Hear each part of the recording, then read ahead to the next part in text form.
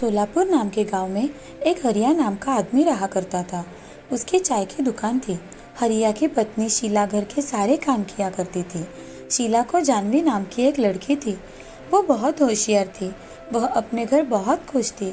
एक दिन शीला बाजार जाने लगी तभी, जानवी, मैं बाजार जाकर आती हूँ, तुम घर पर ही रहना। हाँ माँ, मैं घर पर ही रहूंगी। मुझे बाजार में थोड़ा सा काम है, तो तुम खाना खा लेना। ठीक है माँ, मैं खाना खा लूंगी। ठीक है मेरी बच्ची।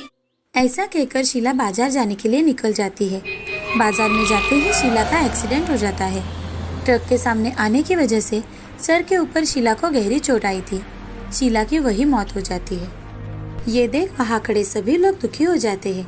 ये बात हरिया को पता चलती है। हरिया भागते हुए वहाँ आता है और अपनी पत्नी शीला को वहाँ मूर्छित पड़ा देख, क्या हुआ है इसे? ये बोल क्यों नहीं रही? उठो शीला, उठो। हरिया शीला को गले लगाकर जोर जोर से रोने लगता है। पड़ोसी और बाकी के लोग हरिया को सहानुभूति दिलाते हैं और शीला का अंतिम संस्कार कर देते हैं। ये देख जानवी को कुछ समझ नहीं आता। जानवी अपने पिताजी से, पिताजी, मेरी माँ कहाँ चली गई? मुझे उसकी बहुत याद आती है। हरिया फूट फूट के रोते हुए अपनी बेटी जानवी से, अब तुम्हारी माँ कभी भी वापस नहीं आएगी बेटी। तुम्हारी माँ भगवान के पास चली गई। हरिया जानवी को गले लगा लेता है। जानवी भी चुपचाप बैठ जाती है। ऐसे ही कुछ दिन बीत जाते हैं। जानवी हर रोज अपनी माँ की याद किया करती थी। ये देख हरिया बहुत उदास हो जाता था। जानवी को अपनी माँ की याद ना आए और वो अपनी जिंदगी खुशी खुशी बिताए, इसीलिए हरिया दूसरी शादी कर लेता है। हरिया के दूसरे पत्नी का नाम सुमति था। उसे भी एक बेटी थी जिसका नाम राधा था। वो बहुत ही घमंडी थी। वो हमेशा अपने मन के किया करती थी। सुमति सौतेली माँ होने के बावजूद दोनों बच्चों को एक जैसा प्यार किया करती थी। जानवी और राधा में कोई भी भेदभाव नहीं करती थी। एक दिन हरिया सुमति से, सुमति, कल हमें जल्द ही मंदिर में जाना है। कल मंदिर में भव्य पूजा का आयोजन किया है। ठीक है जी, मैं सुबह जल्दी ही तैयारी करके रखूंगी। और हाँ, जानवी और राधा को भी साथ में ले लेना। सभी साथ में ही चलेंगे। जी। ऐसा कहकर हरिया काम करने के लिए चला जाता है। आज सुमति राधा को घर की साफ सफाई का काम बताती है और जानवी को बाजार जाकर कुछ सामान लाने के लिए कहती है। ये देख राधा मन में, इस जानवी की बच्ची को माँ भी ना बाहर के काम बताती है और मुझे घर के। आने दो इसे, अच्छे से मजा चखाऊंगी। ऐसा कहकर राधा घर की साफ सफाई करने लगती है। थोड़ी ही देर बाद जानवी बाजार से सामान लेकर आती है। सुमति ने जो कुछ भी सामान जानवी को लाने के लिए कहा था, वो वैसे ही सामान लेकर आई थी। ये देख सुमति जानवी पर बहुत खुश हो जाती है और उसका बहुत लाड़ प्यार करती है। अगले दिन हरिया, सुमति और बच्चियां जल्दी उठकर तैयार हो जाती है और मंदिर जाने के लिए निकलती है। चलो सुमति, और कितनी देर है? चलिए, हो गया। प्रसाद ले रही थी थोड़ा सा। घर के सभी सदस्य अब मंदिर की ओर चले जाते हैं। मंदिर में आज भव्य पूजा का आयोजन किया गया था। हरिया और सुमति अपने बच्चियों के साथ सीढ़ियां चढ़ ही रहे थे, तभी राधा भीड़ का फायदा उठाकर अपना पैर जानवी के पैर को लगाती है और उसे गिरा देती है। जानवी जोर से मंदिर की सीढ़ियों पर गिर जाती है और उसके पैर को चोट आ जाती है। जानवी जोर जोर से रोने लगती है। राधा मन ही मन, बहुत ज्यादा उछल रही थी, अब देखो कैसा हाल किया। मैंने ऐसा क्या किया है राधा कि तुम मुझसे ऐसा बर्ताव कर रही हो? तू इस घर में सिर्फ नौकरानी है। मैंने बताए हुए काम किया कर, समझी? ये सुन जानवी को बड़ा दुख हुआ। वो चुपचाप मंदिर में चली जाती है। उसे समझ में ही नहीं आ रहा था कि अचानक राधा को क्या हो गया। दिन ब दिन राधा की ईर्ष्या बढ़ रही थी।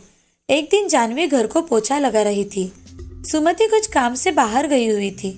ये देख राधा किचन में जाकर थोड़ा सा तेल लेकर आती है और नीचे फर्श पर गिरा देती है। जानवी फर्श साफ करते करते वहां आ जाती है। उसका पैर तेल पर से फिसल जाता है और जानवी नीचे गिर जाती है। जानवी के सर को चोट आती है। ये देख राधा जानवी से, अरे रे जानवी, नीचे देखकर काम किया करो, इधर उधर देखकर काम मत किया करो। मैं तो फर्श साफ कर रही थी राधा, मेरा पैर कैसे फिसल गया मुझे पता ही नहीं चला। अब जल्दी जल्दी काम कर लो वरना दूसरे काम करने में देरी हो जाएगी। हाँ राधा, अभी करती हूँ। जानवी अपना काम करने लगती है। तभी राधा जानवी से, जानवी तुम्हें ये गणित आता है क्या? मुझे ये आ ही नहीं रहा है। जानवी वो गणित देखती है और राधा से, नहीं राधा, मुझे भी ये गणित नहीं आता। अब ये मेरा होमवर्क कैसे पूरा होगा? मुझे तो घर के सारे काम भी करने हैं, कैसे होगा इतना सब? राधा तुम होमवर्क करो, मैं तुम्हारे काम कर देती हूँ। अगर तुम मेरा काम करोगी तो मेरा होमवर्क भी पूरा हो जाएगा। जानवी राधा के हिस्से के सारे काम कर लेती है और खुद भी पढ़ाई करने बैठ जाती है। थोड़ी ही देर बाद सुमति जानवी को आवाज देती है। जानवी अपनी माँ से, माँ तुमने मुझे आवाज दी? हाँ बेटा जानवी, मैं कुछ काम के सिलसिले में गाँव जा रही हूँ। तुम राधा के साथ घर पर ही रहना, ठीक है? दोनों का खाना बना के रखा है, खाना खा लेना। हाँ माँ, लेकिन आप गांव से जल्दी आ जाना। हाँ बेटा, मैं गांव से जल्दी वापस आ जाऊंगी। ऐसा कहकर सुमति अपने पति हरिया के साथ गांव चली जाती है। अब घर में राधा और जानवी दोनों ही थे। तभी राधा जानवी को बुलाती है। जानवी तुम खाने में क्या बना रही हो? माँ ने खाना बना के रखा है राधा, वही हम दोनों को खाना है। अच्छा ठीक है, मुझे नहाना है, जरा पानी गर्म करके तो लाना। ठीक है राधा, मैं अभी गर्म पानी रख देती हूँ। जानवी किचन में जाकर गैस पर पानी रख देती है। तभी थोड़ी देर बाद राधा वहाँ आकर देखती है और जानवी से, ये पानी गर्म है जानवी? हाँ राधा, ये पानी तो कितना गर्म है, इसमें से तो भाप भी नहीं निकल रही है। नहीं राधा, सच में पानी बहुत गर्म है। खुद ही देख लो, आओ तो जरा। राधा जानवी का हाथ पकड़कर गर्म पानी में डालती है। जानवी बहुत जोर जोर से चिल्लाने लगती है, फिर भी राधा उसका हाथ नहीं छोड़ती। राधा मेरा हाथ छोड़ो, मुझे बहुत दर्द हो रहा है, पानी बहुत गर्म है। पानी तो बिल्कुल भी गर्म नहीं है, चलो अब ये पानी अच्छी तरह से गर्म करके लाना। ठीक है राधा। जानवी बहुत रो रही थी। उसका हाथ गर्म पानी की वजह से पूरा लाल हो गया था। उसके हाथ में जलन हो रही थी, फिर भी वह काम कर रही थी। राधा उसे इतनी तकलीफ दे रही थी, फिर भी सुमति को उसने कुछ भी नहीं बताया था। अगले दिन सुमति घर आ जाती है। जानवी का हाथ लाल हुआ देख सुमति जानवी से, ये तुम्हारे हाथ को क्या हुआ बेटा? इतना लाल क्यों दिखाई दे रहा है? माँ वो सच सच बताओ जानवी, क्या हुआ है? ये सुन जानवी की आंखें भर आई। माँ, मैं राधा को पानी गर्म करके दे रही थी, तभी वो पानी गलती से मेरे हाथ पर गिर गया और मेरा हाथ जल गया। सुमति उसके हाथ को मलहम लगा देती है और सुमति जानवी से, जानवी खुद का थोड़ा ध्यान रखा करो बेटा, अब जाओ आराम करो। जानवी आराम कर रही थी तो आज सारे ही काम राधा को करने पड़े। काम करके वो स्कूल चली गई। राधा मन ही मन, अच्छा हुआ जानवी ने आज मेरा नाम नहीं बताया, नहीं तो माँ तो आज मुझसे बहुत गुस्सा हो जाती। सोचते हुए राधा स्कूल चली जाती है। उसका पूरा दिन ऐसे ही चला जाता है। अगले दिन राधा और जानवी स्कूल जाने के लिए निकलते हैं। राधा आगे चल रही थी, उसके पीछे जानवी चल रही थी। राधा अपने ख्यालों में रास्ते पर चल रही थी। उसके सामने बड़ा ट्रक आ रहा है, ये भी राधा को दिखाई नहीं दिया। जानवी बहुत जोर से राधा को आवाज लगाती है, राधा राधा। जानवी जोर से चिल्लाती है। राधा को जानवी की आवाज नहीं सुनाई देती।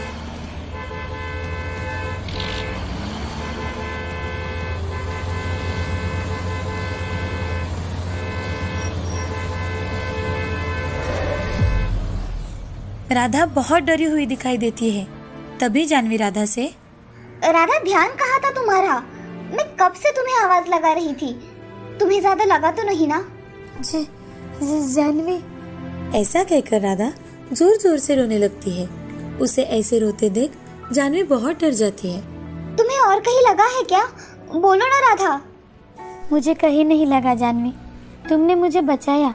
मैंने तुम्हारे साथ कितना गलत बर्ताव किया, फिर भी तुम हमेशा मेरे साथ अच्छा बर्ताव किया करती थी। मुझे माफ कर दो, मैं बहुत शर्मिंदा हूँ। मैंने तुम्हें कब का माफ कर दिया राधा। अब चलो घर चलते हैं, तुम थोड़ा आराम करो, तुम्हें अच्छा लगेगा।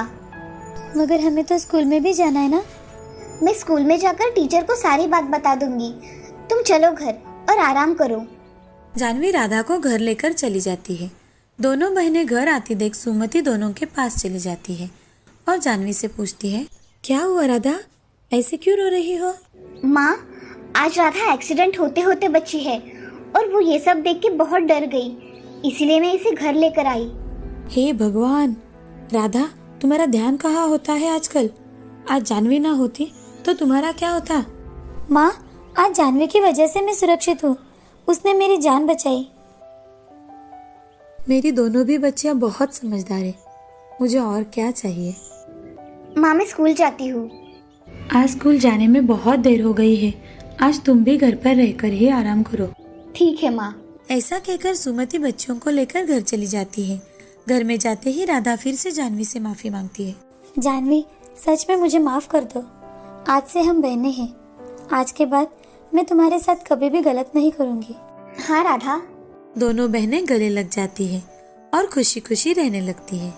इस कहानी से हमें ये सीख मिलती है कि हमें हमेशा ईमानदारी और सच्चाई के साथ चलना चाहिए और हमेशा अपने कर्म अच्छे करने चाहिए। हर एक को उसके किए की सजा अवश्य मिलती है।